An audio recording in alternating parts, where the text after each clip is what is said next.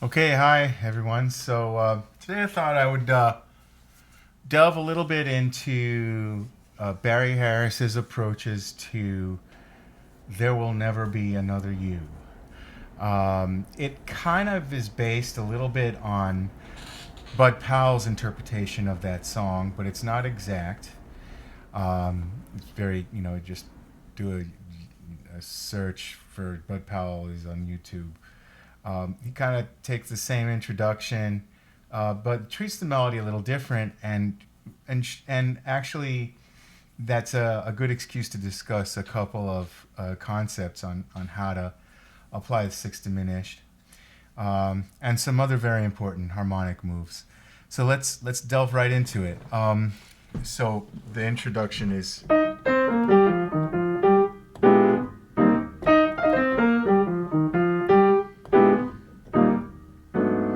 Sorry, it goes to the five chord. So one more time.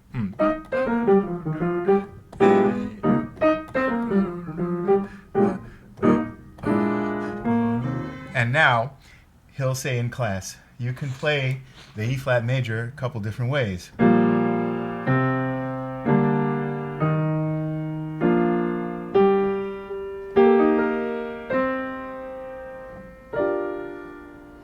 See, an E flat major 6 can also be a B flat 6 and an E flat major 6. For more information on this, check out the 6-chord rules and the 10-chord routine, both of which will be linked to in this description. I get very deep into this. But you can see that I can utilize both of those 6 chords, the E flat 6 and the B flat 6. B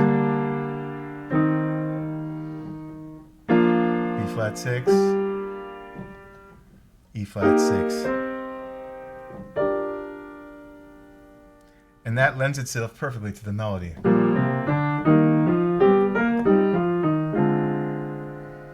You notice I'm doing the melody in octaves and filling in the 6 chords in between.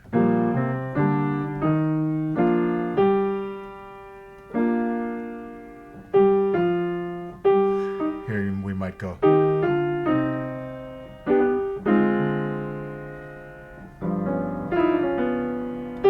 And I could do it again here.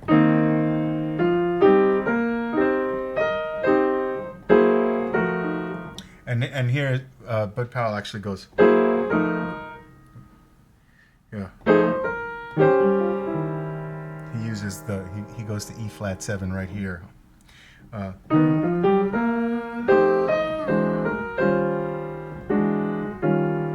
think that's what Bud does.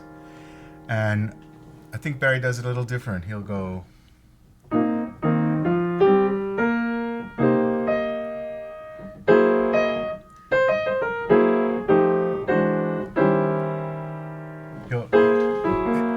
So you can find your own combination of the two. I'm definitely, I'm giving you guys, my impression of this. This is by no means a purist approach, okay?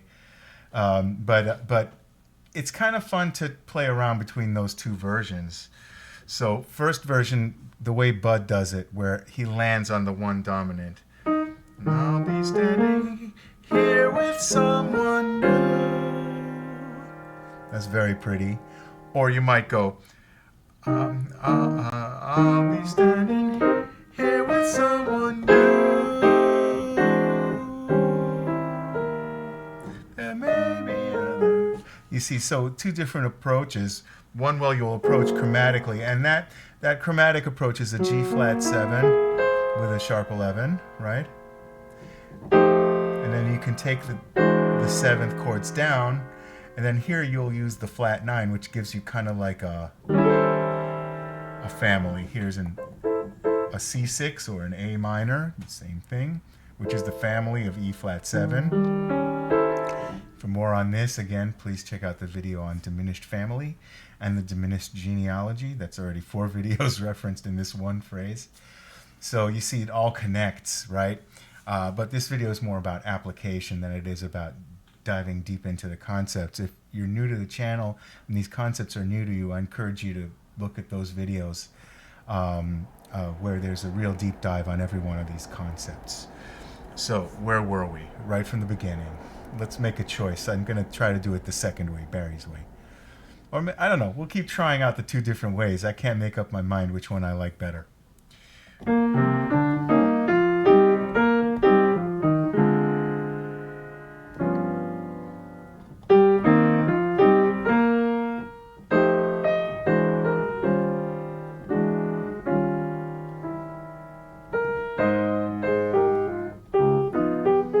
That's a really pretty way. That's Bud's way.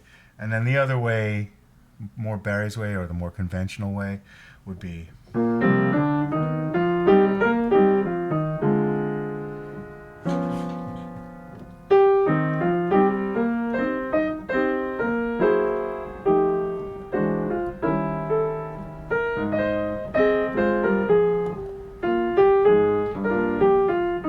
Now, when we get to this part, there may be other songs, there's another fall, another spring. You'll notice that what happens here, Barry takes advantage of the diminished. Right, a C minor 7 is like an E flat 6. In fact, a C minor 7 is, you should think of it as, or, you know, we should try to think of it as an E flat 6. E flat 6 has a B diminished, or a D diminished F. This is diminished that goes with E flat 6. Okay, now that, so you'll notice that the melody, the F, is in that diminished chord. So you can borrow the diminished. That brings up a fifth video, borrowing. Okay, sixth diminished borrowing. There's another video where I go in depth into that. But now I'm going to play this C minor 7, which is not really a C minor 7, it's an E flat 6. And here it is.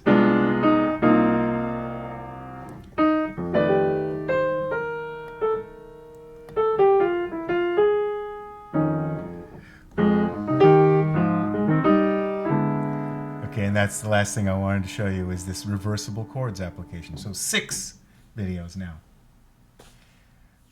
6 chord rules, 10 chord routine, diminished family, diminished genealogy, reversible chords, and I don't know, there was another one in there. So.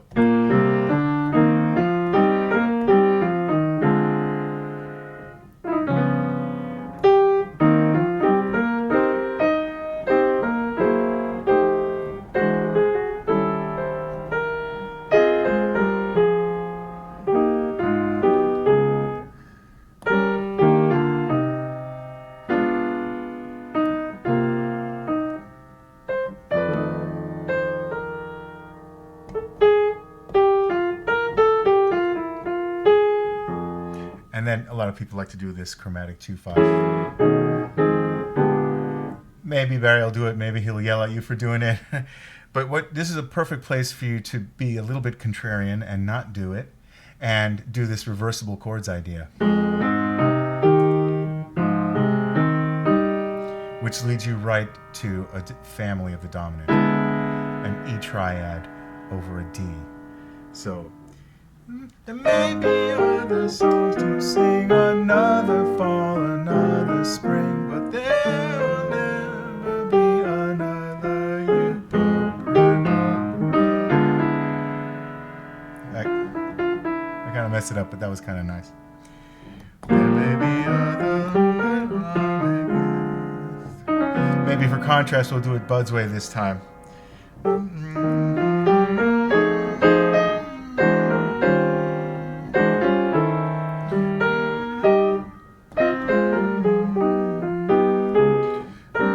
And now the very, very last concept I'll talk about in this video is this very important concept of the 2 dominant.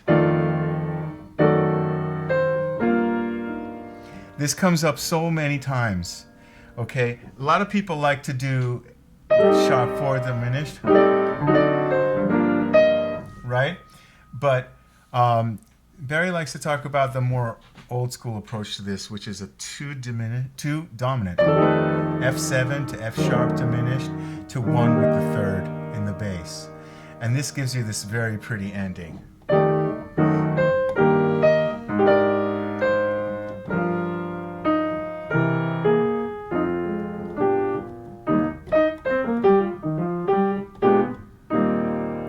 So there may be other lips that I may kiss, and they'll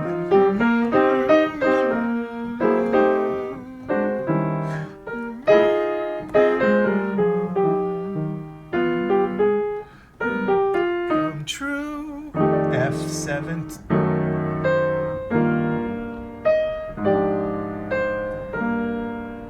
You're going to see this so many times. F7, F sharp diminished, E flat over G to this sharp flat 5 idea on this A flat.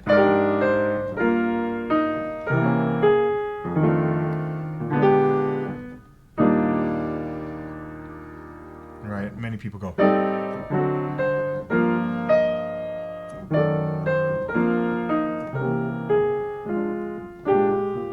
Barry goes.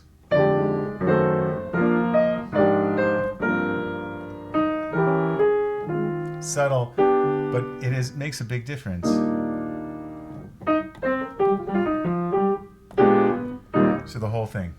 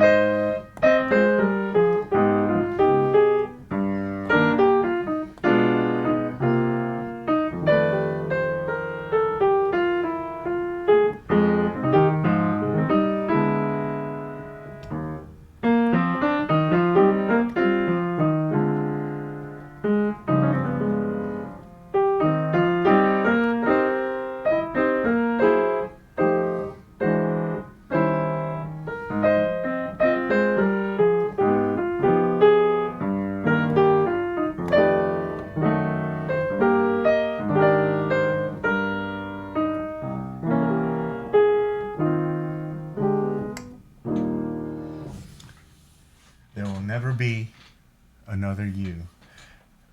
Using some of Barry's ideas. I really hope this was useful. And you know, if you find these lessons useful, if you're new to the channel, please give a like and subscribe. Helps me grow the channel.